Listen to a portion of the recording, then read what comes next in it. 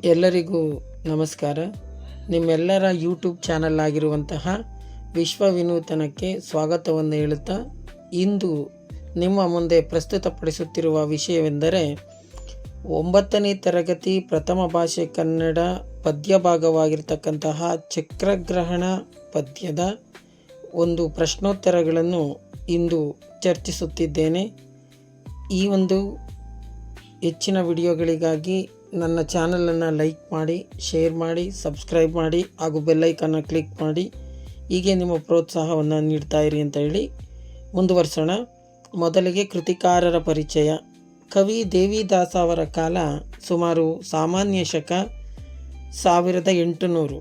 ಇವರು ದೇವಿ ಮಹಾತ್ಮ, ಗಿರಿಜಾ ಕಲ್ಯಾಣ, ಚಿತ್ರಸೇನ ಕಾಳಗ, ದ್ರೌಪದಿ ಕಲ್ಯಾಣ ಮತ್ತು ಅಭಿಮನ್ಯು ಕಾಳಗ ಎನ್ನುವ ಕೃತಿಗಳನ್ನು ರಚಿಸಿದ್ದಾರೆ. ಪ್ರಸ್ತುತ ಈ ಪದ್ಯಭಾಗವನ್ನು ಇವರ ಕೃಷ್ಣ ಸಂಧಾನ, ಭೀಷ್ಮ ಪರ್ವ, ಯಕ್ಷಗಾನ ಪ್ರಸಂಗ ಪಠ್ಯದಿಂದ ಆರಿಸಲಾಗಿದೆ. ಇದಕ್ಕೆ ಕುಮಾರವ್ಯಾಸ ಭಾರತವೇ ಪ್ರಮುಖ ಆಕಾರ. ಅಭ್ಯಾಸದ ಪ್ರಶ್ನೆಗಳು. ಮೊದಲಿಗೆ ಕೊಟ್ಟಿರುವ ಪ್ರಶ್ನೆಗಳಿಗೆ ಒಂದು ವಾಕ್ಯದಲ್ಲಿ ಉತ್ತರ ಬರೆಯಿರಿ. 1ನೇ ಪ್ರಶ್ನೆ, ಪಾರ್ಥನು ಬಾಣದಿಂದ ಯಾರಿಗೆ ವಂದಿಸಿದನು? ಪಾರ್ಥನು ಬಾಣದಿಂದ ಯಾರಿಗೆ ವಂದಿಸಿದನು? ಉತ್ತರ, ಪಾರ್ಥನು ಬಾಣದಿಂದ ಭೀಷ್ಮರಿಗೆ ವಂದಿಸಿದನು. 2ನೇ ಪ್ರಶ್ನೆ, ಭೀಷ್ಮರು ಎದುರಾದಾಗ ಪಾರ್ಥನು ಏನೆಂದು ಕೇಳಿದನು? ಉತ್ತರ, ಭೀಷ್ಮರು ಎದುರಾದಾಗ ಪಾರ್ಥನು ಪಾಂಡವರನ್ನು ಪಾಂಡುವಿನ ಮರಣಾನಂತರದಿಂದಲೂ ರಕ್ಷಿಸಿದ್ದ ಭೀಷ್ಮನು ಈಗ ಕೌರವರ ಪಕ್ಷದಲ್ಲಿದ್ದು ಸಹಾಯ ನೀಡುತ್ತಾ ಅಸುಳರಾದ ಪಾಂಡವರೊಡನೆ ಯುದ್ಧ ಮಾಡುವುದು ವಿವೇಕವೇ? ಇಬ್ಬರವು ಮಕ್ಕಳ ಪಕ್ಷದಲ್ಲಿ ಭೇದವೇ ಎಂದು ಕೇಳಿದನು. 3ನೇ ಪ್ರಶ್ನೆ, ಪರಶುರಾಮರಿಂದ ಶರವನ್ನು ಪಡೆದವರು ಯಾರು? ಪರಶುರಾಮರಿಂದ ಶರವನ್ನು ಪಡೆದವರು ಭೀಷ್ಮರು. 4ನೇ ಪ್ರಶ್ನೆ, ಕೃಷ್ಣನು ಚಕ್ರವನ್ನು ಹಿಡಿದಾಗ ಏನಾಯಿತು? ಉತ್ತರ, ಕೃಷ್ಣನು ಚಕ್ರವನ್ನು ಹಿಡಿದಾಗ ಭೂಮಿಯ 4 ದಿಕ್ಕುಗಳಲ್ಲೂ ತಲ್ಲಣ ಉಂಟಾಯಿತು.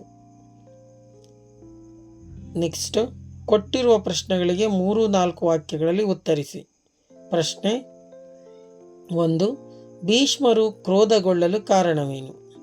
ಭೀಷ್ಮರು ಅರ್ಜುನನು ಪರಸ್ಪರ ಎದುರಾಗಿ ಯುದ್ಧ ಮಾಡುವಾಗ ಭೀಷ್ಮರು ಇಡೀ ಆಕಾಶವನ್ನು ಆವರಿಸುವಂತೆ ಬಾಣಗಳನ್ನು ಬಿಟ್ಟಾಗ ಇಂದ್ರನ ಮಗನಾದ ಪಾರ್ಥನು ಅದನ್ನು ಸಂಹರಿಸಿ ಮರಳಿ ಕಳಿಸಲು ಭೀಷ್ಮರ ರಥದ ಕುದುರೆಗಳು ಗಾಬರಿಗೊಂಡು ರಥವನ್ನು ಅತ್ತಿತ್ತ ಎಳೆದಾಡಲು ರಥದ ಸಾರಥಿಯೂ ಸಹ ಮೂರ್ಛೆ ಹೋದಾಗ ಭೀಷ್ಮರು ಬೆರಗಾದರು. ಭೀಷ್ಮರು ಬೇಷ್ ಪಾರ್ಥ ಎಂದುಕೊಂಡು ಸಕಲ ಶಸ್ತ್ರವೂ ಅಪ್ಪಳಿಸಿದರೂ ಈತನಿಗೆ ಏನೂ ತೊಂದರೆಯಾಗದು, ಏಕೆಂದರೆ ಕಿರೀಟಿಯ ರಥದ ಸಾರಥ್ಯವನ್ನು ನಡೆಸುತ್ತಿರುವವನು ಶ್ರೀಕೃಷ್ಣನು. ಆದ್ದರಿಂದ ಹೇಗಾದರೂ ಹರಿಯನ್ನು ಗೆಲ್ಲಬೇಕೆಂದು ಭೀಷ್ಮನು ಕ್ರೋಧಗೊಳ್ಳುವರು. 2ನೇ ಪ್ರಶ್ನೆ, ಭೂಮಿಯ 4 ದಿಕ್ಕುಗಳಲ್ಲಿ ತಲ್ಲಣ ಉಂಟಾಯಿತು ಏಕೆ? ಉತ್ತರ, ಭೀಷ್ಮರು ಅರ್ಜುನನ ರಥದ ಸಾರಥಿಯಾದ ಶ್ರೀಕೃಷ್ಣನ ಮೇಲೆ ಪರಶುರಾಮರು ನೀಡಿದ ಬಾಣವನ್ನು ಹೂಡಿದಾಗ ಉರಿಯನ್ನು ಉಗುಳುತ್ತಾ ಆ ಬಾಣವು ಕೃಷ್ಣನ ಹಣೆಗೆ ತಾಗಿ ರಥದ ಕುದುರೆಗಳು ಅತ್ತಿತ್ತ ಹೊರಳಾಡಿದಾಗ ರಥದಲ್ಲಿದ್ದ ಹನುಮನೂ ಸಹ ಅಳುಕಿದನು. ಭೀಷ್ಮರು ಹೂಡಿದ ಬಾಣದಿಂದ ಶ್ರೀಕೃಷ್ಣನ ಹಣೆಯು ಬಿರಿಯಿತು. ಇದರಿಂದ ಕೋಪಗೊಂಡ ಶ್ರೀಕೃಷ್ಣನು ತನ್ನ ದವಡೆಯನ್ನು ಕಚ್ಚಿ ಹಿಡಿದು ಬಹಳ ರೋಷದಿಂದ ಕುರುಬಲವನ್ನು ಅರೆಯುವ ಕಲ್ಲಿನಲ್ಲಿಟ್ಟು ಜಜ್ಜುವೆನು, ಭೀಷ್ಮನನ್ನು ನಾಶ ಮಾಡುವೆನು. ಈ 7 ಲೋಕವು ಬಂದರೂ ಬ್ರಹ್ಮನೇ ಬಂದರೂ ಇಂದ್ರ ವೈವಸ್ಯತರು ಬಂದರೂ ಬಿಡೆನು ಎಂದು ಗರ್ಜಿಸುತ್ತಾ ಕುದುರೆಯ ಕಡಿವಾಣವನ್ನು ಬಿಸುಟು ಚಕ್ರವನ್ನು ಹಿಡಿದು ರಥದಿಂದ ಧುಮುಕಿದಾಗ 4 ದಿಕ್ಕುಗಳಲ್ಲೂ ಭೂಮಿಯು ತಲ್ಲಣಿಸಿತು. 3ನೇ ಪ್ರಶ್ನೆ, ಕೃಷ್ಣನ ಕ್ರೋಧಕ್ಕೆ ಭೀಷ್ಮನು ಹೇಗೆ ಪ್ರತಿಕ್ರಿಯಿಸಿದನು? ಕೃಷ್ಣನ ಕ್ರೋಧವನ್ನು ನೋಡಿ ಕೌರವ ಪಾಂಡವರೆರಡೂ ಪಕ್ಷದಲ್ಲಿದ್ದವರು ಬೆರಗಾಗಿ ಭಯದಿಂದ ಕಣ್ಣನ್ನು ಮುಚ್ಚಿರಲು ಭೀಷ್ಮರು ಬೆದರಿ ತನ್ನ ರಥದಿಂದಿಳಿದು ದುರಿತವನ, ದಾವಾಗ್ನಿ, ಲಕ್ಷ್ಮೀವರ, ಮುಕುಂದ, ಮುರಾರಿ ನಿನಗೆ ಜಯವಾಗಲಿ ಎಂದು ನಮಸ್ಕರಿಸಿ ತಿರುಗಿ ಎದ್ದ ಅಚ್ಯುತನ ಮೃದುವಾದ ಕರವನ್ನು ಹಿಡಿದರು. 4ನೇ ಪ್ರಶ್ನೆ. ಭೀಷ್ಮರು ಕೃಷ್ಣನ ಕೈ ಹಿಡಿದು ಏನೆಂದು ನಿವೇದಿಸಿಕೊಂಡರು? ಉತ್ತರ: ಶ್ರೀ ಮನೋಹರ ಸ್ವಾಮಿ, ನಿನಗೆ ಜಯವಾಗಲಿ.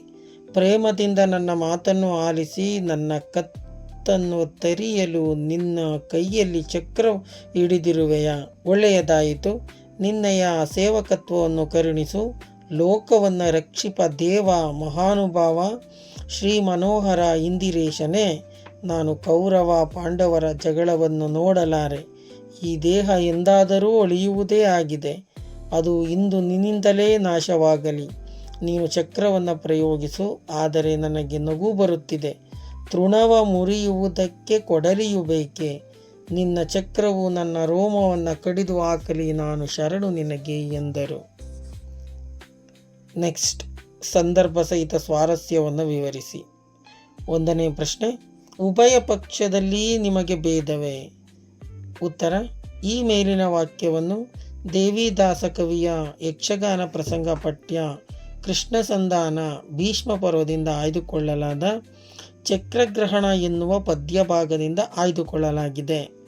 ಸಂದರ್ಭ: ಮಹಾಭಾರತ ಯುದ್ಧದಲ್ಲಿ ದುರ್ಯೋಧನನು ಭೀಷ್ಮನನ್ನು ತನ್ನ ಪಕ್ಷದ ಸೇನಾಪತಿಯಾಗಿ ಪಟ್ಟ ಕಟ್ಟಿದ ಸಂದರ್ಭದಲ್ಲಿ ಪಾರ್ಥನು ಗಂಗಾಸುತ ಭೀಷ್ಮನಿಗೆದುರಾಗಿ ಯುದ್ಧ ಮಾಡುವಾಗ ಬಾಣಗಳನ್ನು ಬಿಟ್ಟು ಭೀಷ್ಮರಿಗೆ ವಂದಿಸುತ್ತಾನೆ. ಭೀಷ್ಮರು ಮನದಲ್ಲಿಯೇ ಸಂತಸಗೊಂಡು ಪ್ರತಿ ಬಾಣಗಳನ್ನು ಬಿಡುತ್ತಾರೆ.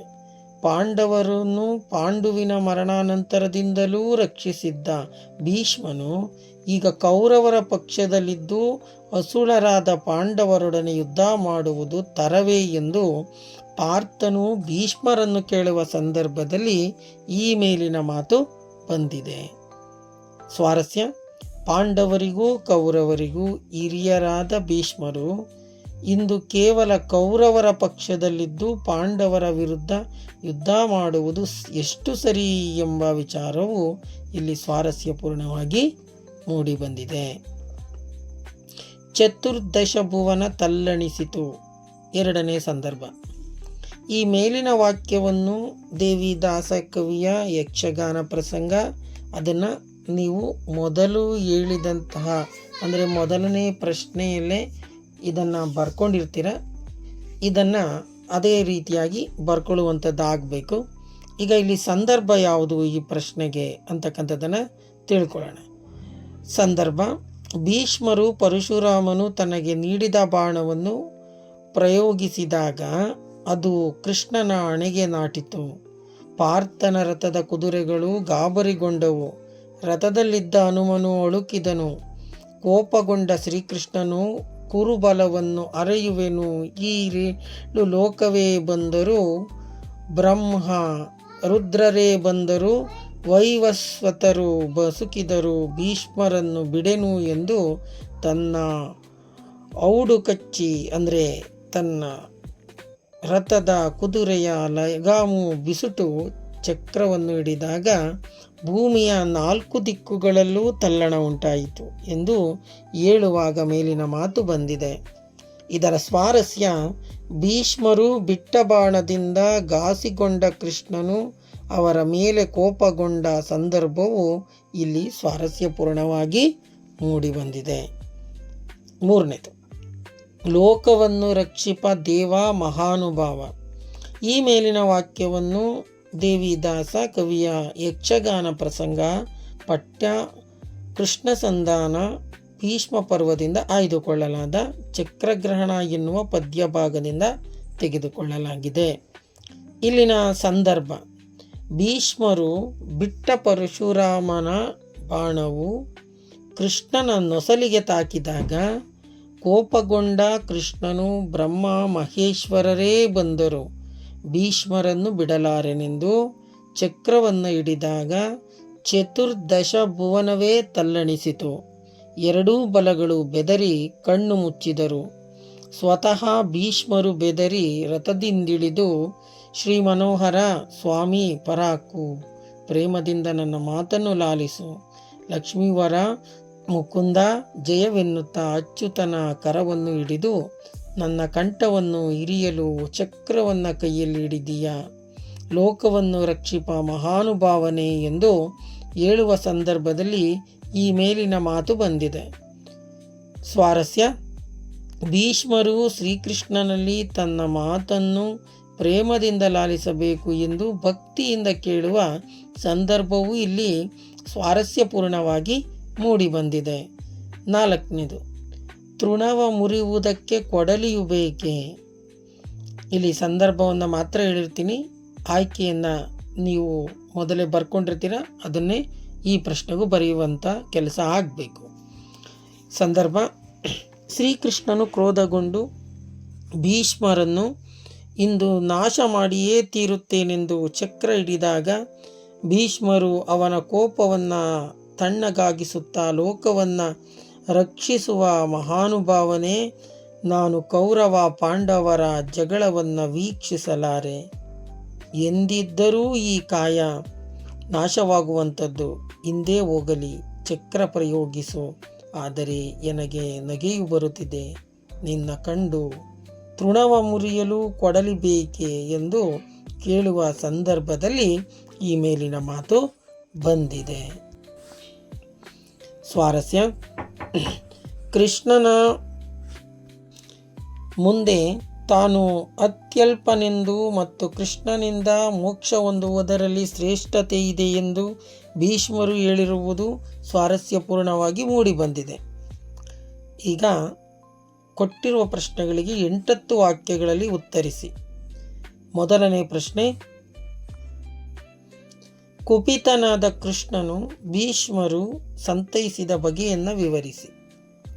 ಭೀಷ್ಮರು ಅರ್ಜುನನ ರಥದ ಸಾರಥಿಯಾದ ಶ್ರೀಕೃಷ್ಣನ ಮೇಲೆ ಪರಶುರಾಮರು ನೀಡಿದ ಬಾಣವನ್ನು ಹೂಡಿದಾಗ, ಆ ಬಾಣವು ಉರಿಯನ್ನು ಅಗುಳುತ್ತಾ ಆ ಬಾಣವು ಕೃಷ್ಣನ ಹಣೆಗೆ ತಾಗಿ ರಥದ ಕುದುರೆಗಳು ಅತ್ತಿತ್ತ ಹೊರಳಾಡಿದಾಗ ರಥದಲ್ಲಿದ್ದ ಹನುಮನು ಸಹ ಅಳುಕಿದನು.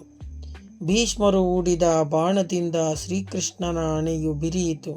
ಇದರಿಂದ ಕೋಪಗೊಂಡ ಶ್ರೀಕೃಷ್ಣನು ತನ್ನ ದವಡೆಯನ್ನು ಕಚ್ಚಿ ಹಿಡಿದು ಬಹಳ ರೋಷದಿಂದ, ಕುರುಬಲವನ್ನು ಅರೆಯುವ ಕಲ್ಲಿನಲ್ಲಿಟ್ಟು ಜಜ್ಜುವೆನು, ಭೀಷ್ಮನನ್ನು ನಾಶ ಮಾಡುವೆನು.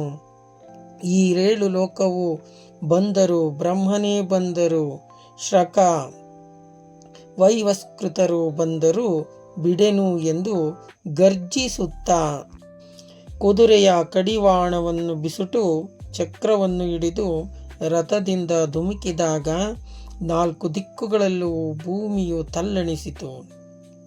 ಕೃಷ್ಣನ ಕ್ರೋಧವನ್ನು ನೋಡಿ ಕೌರವ ಪಾಂಡವರೆರಡೂ ಪಕ್ಷದಲ್ಲಿದ್ದವರು ಬೆರಗಾಗಿ ಭಯದಿಂದ ಕಣ್ಣನ್ನು ಮುಚ್ಚಿರಲು ಭೀಷ್ಮನು ಬೆದರಿ ತನ್ನ ರಥದಿಂದಿಳಿದು, ದುರಿತವನ, ದಾವಾಗ್ನಿ, ಲಕ್ಷ್ಮೀವರ, ಮುಕುಂದ, ಮುರಾರಿ, ನಿನಗೆ ಜಯವಾಗಲಿ ಎಂದು ನಮಸ್ಕರಿಸಿ ತಿರುಗಿ ಎದ್ದ ಅಚ್ಯುತನ ಮೃದುವಾದ ಕರವನ್ನು ಹಿಡಿದರು. ಶ್ರೀ ಮನೋಹರ ಸ್ವಾಮಿ, ನಿನಗೆ ಜಯವಾಗಲಿ, ಪ್ರೇಮದಿಂದ ನನ್ನ ಮಾತನ್ನು ಆಲಿಸಿ ನನ್ನ ಕತ್ತನ್ನು ತೆರೆಯಲು ನಿನ್ನ ಕೈಯಲ್ಲಿ ಚಕ್ರವನ್ನು ಹಿಡಿದಿರುವೆಯಾ? ಒಳ್ಳೆಯದಾಯಿತು. ನಿನ್ನೆಯ ಸೇವಕತ್ವವನ್ನು ಕರುಣಿಸು. ಲೋಕವನ್ನು ರಕ್ಷಿಪ ದೇವ, ಮಹಾನುಭಾವ, ಶ್ರೀ ಮನೋಹರ ಇಂದಿರೇಶನೇ, ನಾನು ಕೌರವ ಪಾಂಡವರ ಜಗಳವನ್ನು ನೋಡಲಾರೆ. ಈ ದೇಹ ಎಂದಾದರೂ ಅಳಿಯುವುದೇ ಆಗಿದೆ. ಅದು ಇಂದು ನಿನ್ನಿಂದಲೇ ನಾಶವಾಗಲಿ. ನೀನು ಚಕ್ರವನ್ನು ಪ್ರಯೋಗಿಸು. ಆದರೆ ನನಗೆ ನಗು ಬರುತ್ತಿದೆ. ತೃಣವ ಮುರಿಯುವುದಕ್ಕೆ ಕೊಡಲಿಯೂ ಬೇಕೆ? ನಿನ್ನ ಚಕ್ರವು ನನ್ನ ರೋಮವನ್ನು ಕಡಿದು ಹಾಕಲಿ. ನಾನು ಶರಣು ನಿನಗೆ. ಶ್ರೀ ಮನೋಹರ ಬಾ ಎಂದರು. 2ನೇ ಪ್ರಶ್ನೆ: ಪಾರ್ಥ ಭೀಷ್ಮರ ನಡುವೆ ನಡೆದ ಶರ ಸಂವಾದವನ್ನು ನಿಮ್ಮ ಮಾತುಗಳಲ್ಲಿ ಬರೆಯಿರಿ. ಉತ್ತರ: ದುರ್ಯೋಧನನು ಭೀಷ್ಮರನ್ನು ಕೌರವ ಪಕ್ಷದ ತನ್ನ ಸೇನಾಪತಿಯಾಗಿ ಮಾಡಿಕೊಂಡಿದ್ದ ಸಂದರ್ಭದಲ್ಲಿ ಭೀಷ್ಮರು ಪಿಡಿಸುವೆ ಮುರಾರಿಯ ಸುದರ್ಶನವ ಎಂದು ಶಪಥ ಮಾಡುತ್ತಾರೆ. ಇದಕ್ಕೆ ಕಾರಣ ಶ್ರೀಕೃಷ್ಣನು ಕುರುಕ್ಷೇತ್ರ ಯುದ್ಧದಲ್ಲಿ ತಾನು ಚಕ್ರವನ್ನು ಹಿಡಿಯುವುದಿಲ್ಲ ಎಂದು ಮಾಡಿದ ಪ್ರತಿಜ್ಞೆ. ಯುದ್ಧ 3ನೆಯ ದಿನ ಶೂರನಾದ ಪಾರ್ಥನು ಕೃಷ್ಣನ ಸಾರಥ್ಯದಲ್ಲಿ ಗಂಗಾಸುತನಾದ ಭೀಷ್ಮರಿಗೆ ಎದುರಾಗುತ್ತಾ ಬಿಲ್ಲು ಬಾಣಗಳನ್ನು ಧರಿಸುತ್ತಾ, ಹರಿಯೇ ಕೇಳು, ಈ ದಿನ ನನ್ನ ಹಿರಿಯರೊಂದಿಗೆ ನನ್ನ ಶೌರ್ಯವನ್ನು ಪರೀಕ್ಷಿಸು ಎಂದು ಹೇಳುತ್ತಾ ತನ್ನ ಗಾಂಡೀವಕ್ಕೆ ಬಾಣವನ್ನು ಸಂಧಾನಿಸಿ ಹಿರಿಯರ ಚರಣಗಳಿಗೆ ವಂದನೆ ಎನ್ನುತ್ತಾ ಬಾಣಗಳನ್ನು ಹೂಡಿದನು. ಆ ಬಾಣಗಳು ಬಂದು ಭೀಷ್ಮರ ಚರಣದೆಡೆಯಲ್ಲಿ ವಂದನೆ ಮಾಡುತ್ತಾ ಬೀಳಲು ಅದನ್ನು ನೋಡಿ ಗಂಗಾಜಾತನು ಸಂತಸಗೊಂಡನು. ತಾನು ಪ್ರತಿಯಾಗಿ ಬಾಣಗಳನ್ನು ಬಿಟ್ಟಾಗ ಅದನ್ನು ಪಾರ್ಥನು ನಿವಾರಿಸಿದನು. ಅಲ್ಲದೆ ನಗುತ್ತಾ, ತಂದೆಯ ಮರಣದ ದಿನದಿಂದಲೂ ನಮ್ಮನ್ನು ರಕ್ಷಿಸಿದವರಾದ ನೀವು ಇಂದು ಕೌರವರ ಪಕ್ಷದಲ್ಲಿದ್ದು ನಮ್ಮೊಡನೆ ಯುದ್ಧ ಮಾಡುವುದು ವಿವೇಕವೇ? ನಿಮ್ಮದೇ ಮಕ್ಕಳ ಉಭಯ ಪಕ್ಷದಲ್ಲಿ, ಪಾಂಡವರು ಕೌರವರು ಉಭಯ ಪಕ್ಷಗಳೆಂದರೆ ನಿಮಗೆ ಭೇದವೇ ಎಂದು ಕೇಳಿದಾಗ, ಬಾಲ ಭಾಷೆಯನ್ನಾಡಬೇಡವೋ, ನನಗೆ ನಿಮ್ಮ 5 ಪಾಂಡವರು ಕುರಿತೇ ಪ್ರೀತಿ ಕರುಣೆ ಅಲ್ಲದೆ ಚಿಂತೆಯು, ಇದನ್ನು ಕೃಷ್ಣನು ಬಲ್ಲನು ಬಿಡು. ಹೀಗೇಕೆ ಆ ಮಾತು? ತ್ರಿನೇತ್ರನು ನೀಡಿದ ಬಾಣವನ್ನು ನನ್ನ ಮೇಲೆ ಪ್ರಯೋಗಿಸು ಎಂದು ಹೇಳುತ್ತಾ ಆಕಾಶವನ್ನು ಆವರಿಸುವಂತೆ ಬಾಣಗಳನ್ನು ಬಿಡಲು ಇಂದ್ರಜಾತನು ಅಂದರೆ ಪಾರ್ಥನು ಅವೆಲ್ಲವನ್ನ ತರಿದು ಮರಳಿ ಕಳಿಸಿದನು. ಮಕ್ಕಳೇ, ಈ ಒಂದು ಪ್ರಶ್ನೋತ್ತರಗಳು ನಿಮಗೆ ಅನುಕೂಲವಾಗುತ್ತವೆಂದು ಭಾವಿಸಿರುತ್ತೇನೆ. ನನ್ನ ಇನ್ನೂ ಒಂದು ಹೆಚ್ಚಿನ ವಿಡಿಯೋಗಳಿಗೆ ನಿಮ್ಮ ಪ್ರೋತ್ಸಾಹವು ನನಗೆ ಬೇಕು. ದಯವಿಟ್ಟು ಸಬ್ಸ್ಕ್ರೈಬ್ ಮಾಡಿ, ಶೇರ್ ಮಾಡಿ, ಬೆಲ್ಲೈಕಾನನ್ನು ಕ್ಲಿಕ್ ಮಾಡಿ. Thank you. ಧನ್ಯವಾದಗಳು.